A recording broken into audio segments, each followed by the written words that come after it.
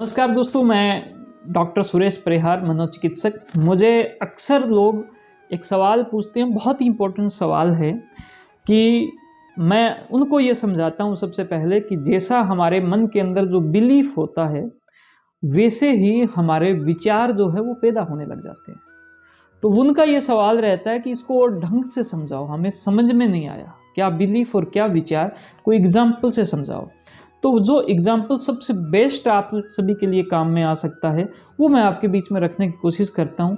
और वो एग्जाम्पल कुछ इस प्रकार से है कि जैसे अभी इन दिनों वातावरण की बहुत बात होती है और जिसके अंदर एयर क्वालिटी की बहुत बात होती है। तो दोस्तों, आप मुझे एक सवाल का जवाब दें। एक इंसान तो वहाँ पर रह रहा है जिसके पास में एक ऊंचा सा एक यानी कि टीला है, रेगिस्तान का, या फिर जिसको बोल सकते हैं कि बालू मिट्टी का, है ना, बालू मिट्टी का टीला है। और एक जो इंसान है ऐसी जगह पर रह रहा है जिसके ऊपर भी ऐसे एक पहाड़ है, लेकिन पहाड़ के ऊपर बहुत अच्छी हरियाली यानी कि वनस्पति जो है वो है। अब अगर हम बात करें कि ये जो टीले हैं, दो टीले हैं, एक तरफ पहाड़ यानी कि पहाड़ है जहां पर पेड़ पौधे हैं, एक तरफ टीला है जहां पर रेगिस्तान है, बालू मिट्टी है, एकदम बालू मिट्टी। अब हम बात करें कि जो हवा के अंदर रेत के जो कण हैं, क्योंकि जो ये जो टीले हैं ये बिलीफ, इसको आप बिलीफ का रूप मान सकते हो, और वहां पर जो हवा चल रही है ना, वो आपके विचारों का रूप मान सकते हो।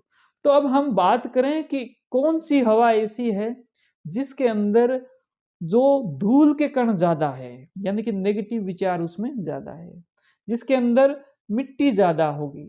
तो बालू जहां पर होगी, बालू का एक अपना महत्व है, मैंने समझाने के हिसाब से रखा है, लेकिन जिस टीले पर बालू बहुत ज्यादा है, वहीं पर ही जो मिट्टी है वो धूल भरी मिट्टी धूल भरी जो हवाएं हैं वहां पर चलेगी।